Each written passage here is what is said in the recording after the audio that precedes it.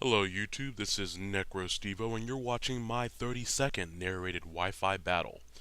This is a match that I had against supergible443, so be sure to go check out his channel. It was a mixed tier match and he just starts off with the Fortress. I started off with Scarf Kingler because I wasn't sure what he wanted to start off with. He did have several Pokemon that did not want to get hit by the Scarf Crabhammer though, so I figured that would be a good start. I see him setting up those toxic spikes, so I go out into my Don fan to make him think that I'm trying to rapid spin them away. Plus, with only one layer, I'm only going to get regularly poisoned instead of badly poisoned. That's always nice. He sets up the second layer. I knew he was expecting the rapid spin, and from the team preview, I saw that he had a Gengar. So I basically could either go for the rapid spin or set up my own entry hazards, knowing that he might spin them away immediately. I also had a Gengar on my side of the team, so on my team, so I knew that he would have to be wary of when he's rapid spun as well. I did set up the Stealth Rocks as his Gengar switched in. That was really the best play for him because as it turns out that Gengar is Focus Sash, so it made more sense for him to go ahead and bring it in rather than try to rapid spin away. So checking to see if he had the Hidden Power or the Shadow Ball, I went out into my Star Raptor and he goes straight for the Shadow Ball, so that is nice. And then expecting him to have the Thunderbolt, perhaps, I go back out into Donphan as he brings back out his Fortress. So we're after a little switching around there, we're kind of back where we were. So that's always nice, I suppose. Uh, I do take this opportunity to blow away his entry hazards as he blows away mine. Rapid Spin is nice for that purpose, and that's it. Also gets rid of Leech Seed and Wrap and things like that. So dual purpose rapid spins there, and I picture it would be really cool to have just Fortress and Donphan smashing up against each other in the anime. In the anime, rapid spin is kind of a god tier move. But here I set back up my Stealth Rocks, and he sets up his Stealth Rocks. So great minds think alike and greater minds think apart. I'm not really sure, but that worked out well. We both kind of get the entry hazards we want up. And it was really going to be a battle of, okay, who can take out the other person's entry hazard setter while still keeping their own entry hazards. So here I bring out my Gengar, expecting him to go for the rapid spin again, trying to get rid of my Stealth Rocks, and that works out. And I knew that he had several things on his team that didn't want to take the Shadow Ball or the Thunderbolt. And I went for the Thunderbolt. I knew he had a Nidoking, but I figured I could one-hit KO it with the HP Ice. If he did bring it in, I should have just gone for the Shadow Ball, but I wanted to hit the Fortress if he stayed in, and I go for the Hidden Power Ice. And unfortunately, the Hidden Power, I think mine is base 62 power, which was the highest I could get it. And that really bit me in the booty right there. Fortunately, I get a little bit of min max in my favor, and I live the Fire Blast from the Life Orb Sheer Force boosted Nidoking there. He may have actually been Choice Scarf. Well, no, he would have outsped. No, he wouldn't have. He would not have outsped if he were Choice Scarf. Anyways, though, double down, best type of down. But I figured he'd go back into his Fortress because most people go out into their lead. So I went on into Machamp to counter that. Because I knew I went for the Stone Edge at first, not only fishing for the crit, but in case he switched out, expecting the fighting type attack and switching out to Gengar. And he just rapid spins my Stealth Rocks away, which is fine. He didn't really have anything on the team that really was too badly affected by them. I went for the Black Belt boosted Dynamic Punch right there just to get the confusion hacks so that if he did try to stay in and set up spikes again, he would have to deal with it. He breaks through the confusion right there and sets up one layer of toxic spikes. And I wasn't sure if he'd switch out to Gengar because a Stone Edge wouldn't kill him from right there. But I didn't want him getting up that second layer, so I just went straight for it. And it takes him out before he's able to put up the second layer of Toxic Spike, so that's good. Now he goes out into his Gengar, and my Machamp has a good investment in HP and also a good investment in attack and defense. So I take that Shadow Ball really nicely, go for the payback, get the useless crit.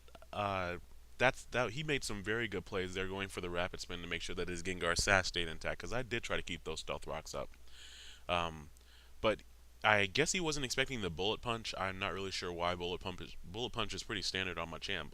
Otherwise, I guess he was maybe expecting something else. I'm not really sure. But here he brings out Cresselia. I stay in and go for the dynamic punch, knowing that he would expect me to switch out because Machamp against Cresselia is an unfavorable matchup. And I go for the dynamic punch just to get the confusion on him to kind of dissuade him from staying in.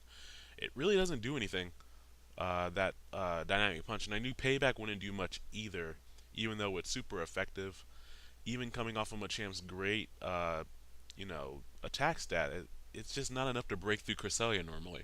So now that he's confused, I go out into my Cobalion. This is the first time I'm really using one in an online match. And he hits himself in the confusion, not a big deal. He probably would have kept on calm minding up. He might have attacked.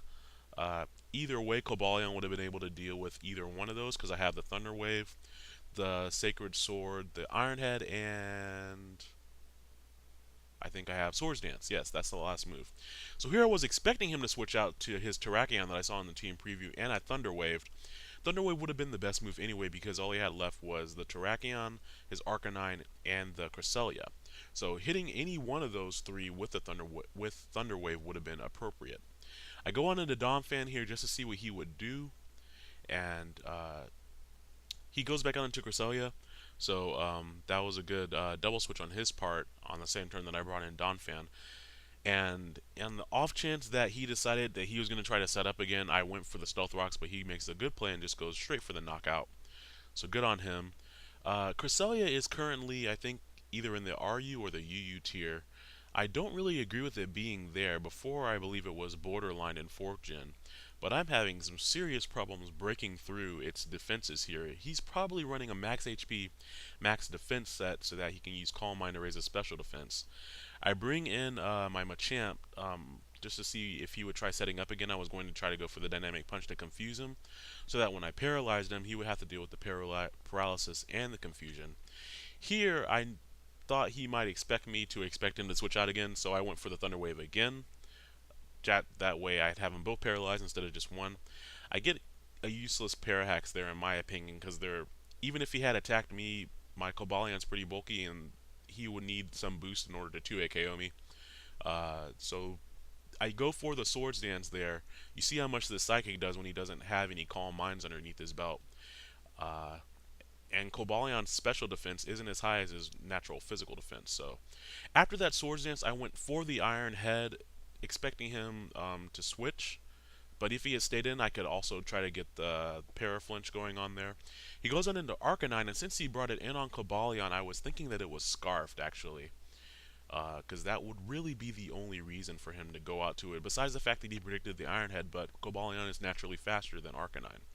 So thinking that he was Scarfed, I went out into Kingler to take whatever attack he wanted to go for. And he goes for the Flare Blitz, which would have hit Cobalion special super effective. And even with my Kingler's great defense, natural defensive stat, that does a ton of damage. So he might actually be banded, which would be very interesting. And I just go for Choice Scarf Crabhammer, which proves that he wasn't Scarfed because I outsped. Because if we had both been Scarfed, he would have outsped me. But after that, I'm able to take out that Pokemon, so all he has left is Terrakion and Cresselia, while I have Staraptor, Kingler, and Cobalion left. I leave Kingler in here to get as much damage as he can before the poison takes him out. And my opponent makes a good play and just goes for the Calm Mind, knowing that the poison will take me out in 1 or 2 turns. I wish I had barely lived the poison and gotten off one more Crabhammer. If I had just, I think, 6 more HP points, then I would have had enough to do one more Crabhammer, which would have been crucial in the upcoming plays, you'll see. I go back out into Cobalion, Olivier, and I go for Swords Dance, knowing that I'll need the Swords Dance boost in order to do decent damage to the Cresselia, and in order to one-hit KO Terrakion. He goes for the Hidden Power here. He reveals that he had a super effective Hidden Power, which he did to me earlier because I was not expecting that. That was probably Ground, could have been Fighting or Fire, but well, I guess maybe actually might have been Fire, because that's pretty useful with all the 4 times Fire was just running around. Anyways, though, after the the Swords Dance boost, that attack does pitiful damage to him, and I was really hoping I'd flinched him. Maybe it would have been better to go for 2 Iron Heads, hoping for the flinch or paralysis instead. It's interesting that I didn't get that flinch chance right there, or the paralysis. That normally works on me when my opponents try it, so I'm going to have to keep trying to play with that to see how lucky I get.